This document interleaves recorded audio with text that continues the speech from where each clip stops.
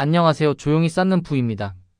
오늘은 코덱스 미국 배당 커버드 코렉티브 441640을 포트의 한가운데에 두기보다는 월분배로 현금 흐름을 만들고 변동성을 조금 눌러주는 완충 장치로 배치한 다음에 그 옆에 상승장을 끝까지 따라가는 성장 엔진과 폭락장에서 다시 살 수 있게 해주는 분산과 대기자금을 붙이는 방식으로 포트 하나를 완성해 보겠습니다. 한 문장으로 정리하면 441640은 생활비처럼 쓰기 위한 기계가 아니라 장기 적립식에서 심리와 현금 흐름을 안정시키는 보조 엔진이고, 진짜 성장은 지수형 주식이 끌고 가며 채권과 현금성은 다음 기회를 위해 숨을 고르는 공간이 되어야 한다는 이야기입니다.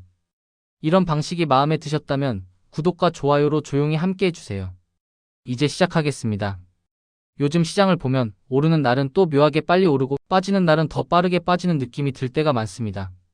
금리 이야기는 아직 끝나지 않은 것 같고, 인플레이션이 완전히 잠잠해졌다고 말하기도 애매하고, 기업 실적은 잘 버티는 듯 하다가도 한두 번의 실망으로 분위기가 확 바뀌기도 합니다. 여기에 환율까지 겹치면 한국에서 해외 자산에 투자하는 분들은 수익률이 두 겹으로 흔들리는 느낌을 받을 때가 있죠.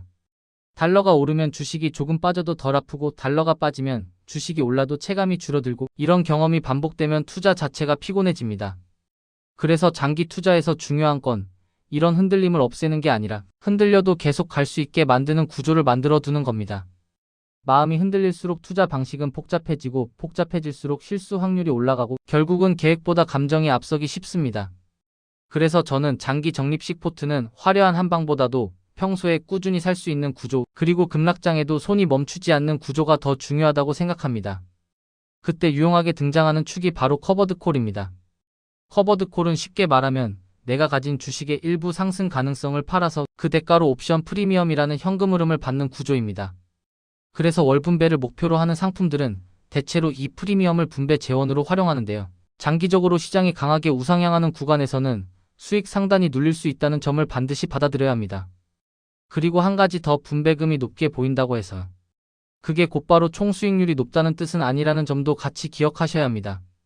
분배는 현금 흐름의 형태일 뿐이고, 내가 받은 현금이 다시 재투자되지 않으면 장기 성과는 자연스럽게 느려집니다.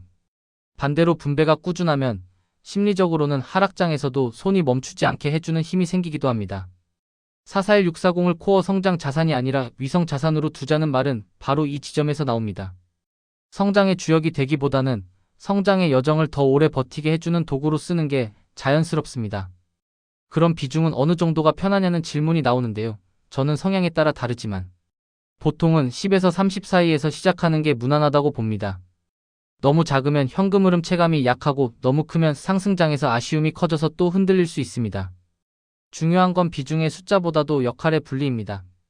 441640이 현금 흐름과 완충을 맞는 동안 성장 엔진은 따로 있어야 하고, 그 성장 엔진은 가능한 한 단순하고 강해야 합니다. 또 하나 현실적인 이야기를 하자면 국내 상장 ETF의 분배금은 계좌에 현금으로 들어오면서 과세나 재투자 방식에 영향을 주기도 하니까요. 일반 계좌인지 연금 계좌인지 ISA 같은 절세 틀 아닌지에 따라 체감이 달라질 수 있습니다. 그래서 포트 비중을 정할 때는 수익률만 보지 마시고 분배가 들어오는 방식이 내 생활과 내 성향에 어떤 영향을 주는지도 함께 보시는 게 좋습니다. 성장 엔진으로 가장 깔끔한 건 미국 대표 지수형입니다. S&P 500 같은 대형주 코어는 말 그대로 장기 적립식의 중심축으로 쓰기 좋습니다. 여기에 성장 성향이 조금 더 강하시면 나스닥백처럼 기술주 비중이 높은 지수를 일부 섞을 수 있겠죠. 이렇게 하면 상승장이 왔을 때는 지수형이 끝까지 끌고 가고, 441640은 그 옆에서 월분배로 마음을 눌러주고, 조정장에서는 옵션 프리미엄이 심리적 버팀목이 되어주는 그림이 나옵니다. 여기서 포인트는 지수형을 두 개로 나누는 이유가 맞추기 위해서가 아니라 내가 감내할 수 있는 변동성의 리듬을 만드는 데 있다는 겁니다. 어떤 분은 S&P 500만 있어도 충분히 마음이 편하고, 어떤 분은 나스닥이 조금 있어야 장기적으로 납득이 되는 분들도 계시니까요. 여기서 한 가지를 더 분리해두면 좋습니다. 커버드콜이 배당주를 담고 있더라도 커버드콜은 어디까지나 옵션 전략이 핵심이라서 순수하게 배당성 장주에 그대로 노출되는 축을 별도로 두면 포트 성격이 더 또렷해집니다. 예를 들어 미국 배당 다우존스 계열처럼 커버드콜 없이 배당성 장주 묶음을 따라가는 ETF를 소량이라도 넣어두면 현금 흐름은 441640이 맞대 배당 성장의 장기 성과는 따로 쌓아가는 느낌을 만들 수 있습니다. 미국 쏠림이 부담스럽다면 선진국 전체에 분산되는 글로벌 지수형을 한 겹 얻는 것도 방법인데요. 이건 수익률 욕심이 아니라 리스크를 분산하는 보험에 가깝다고 보시면 편합니다.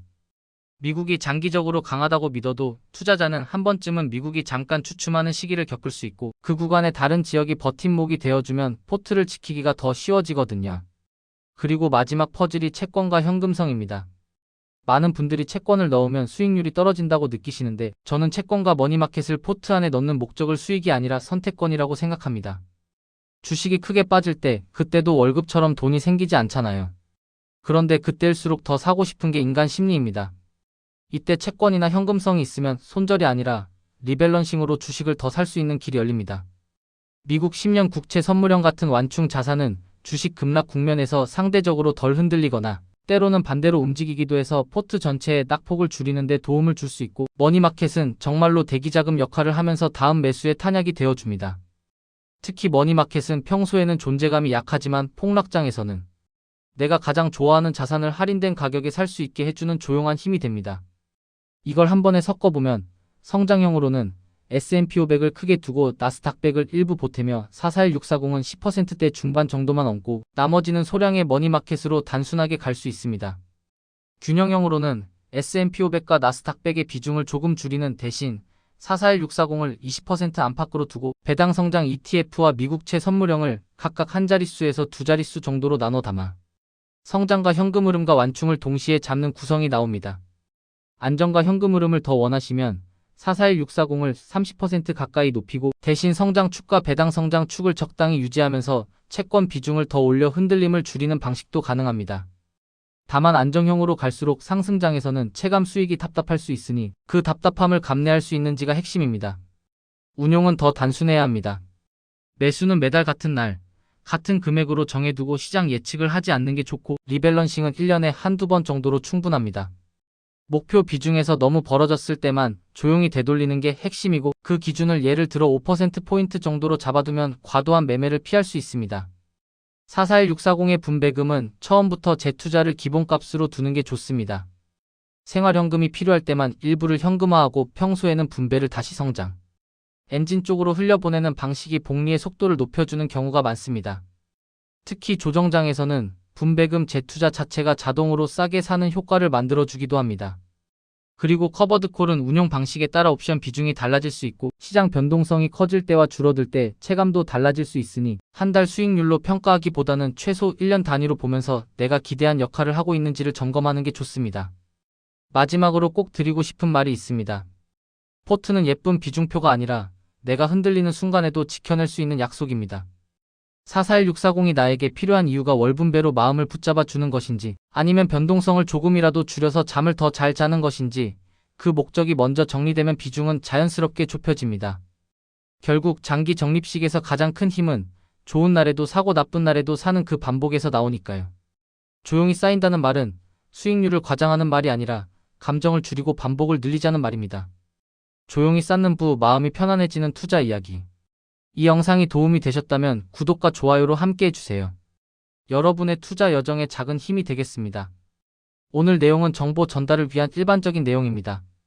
최종 판단과 책임은 투자자 본인에게 있습니다. 오늘도 조용히 쌓는 부와 함께 해주셔서 고맙습니다.